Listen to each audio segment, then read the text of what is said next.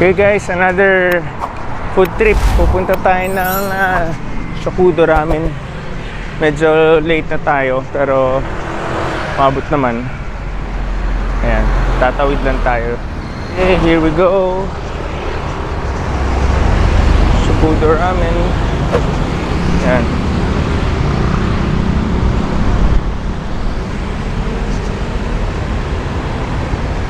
Katabi lang to ng Pande Manila dito sa may End Domingo. So matagal na ako na-intriga dito. Try natin kung masarap.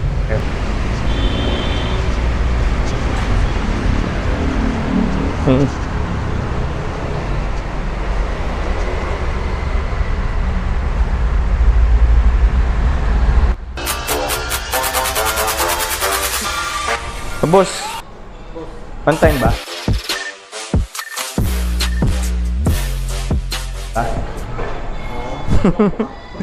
Ha? Hindi, naglakad lang. Lapit lang eh. May try na lang tayo. Sige, check natin tong menu ah.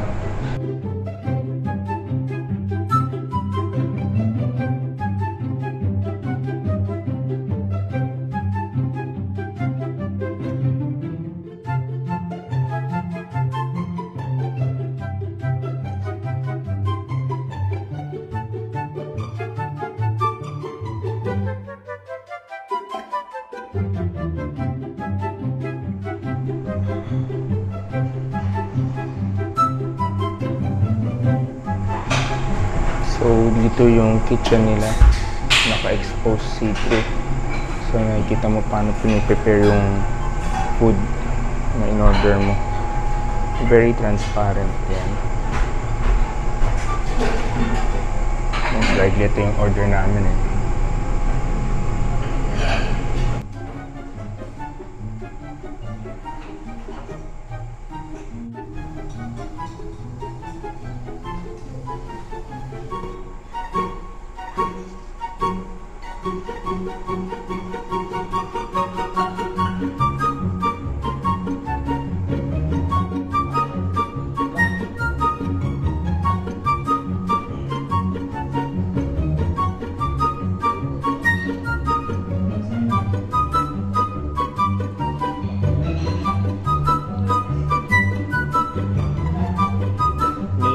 Ito no, shoyu ramen. Yan. Pag hindi mo alam orderin na ramen, yan ang in-order. Safe yan eh, shoyu. Sino nagsabi? Wala. Mahal ba to? Ano yung flavor yan? Ano yan? Yan. Black garlic. Ayan, so more on garlic flavors.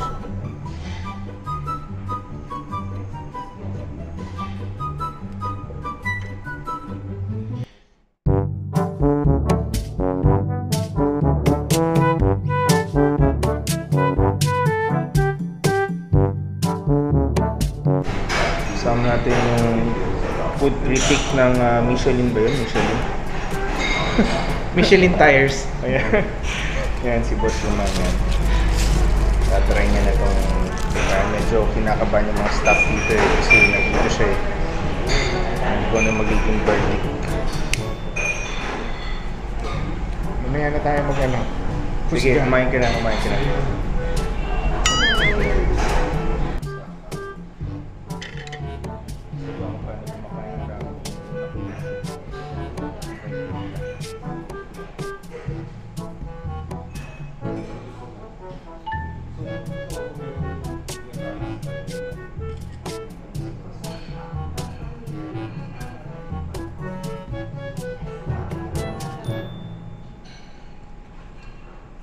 Ito namin sa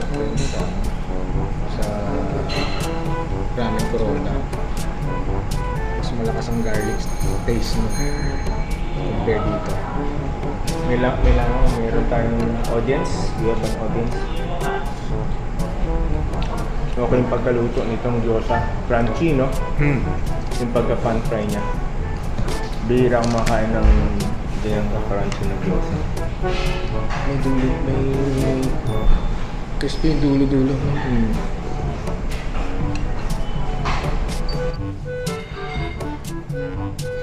Ito yung pinaka big boss natin.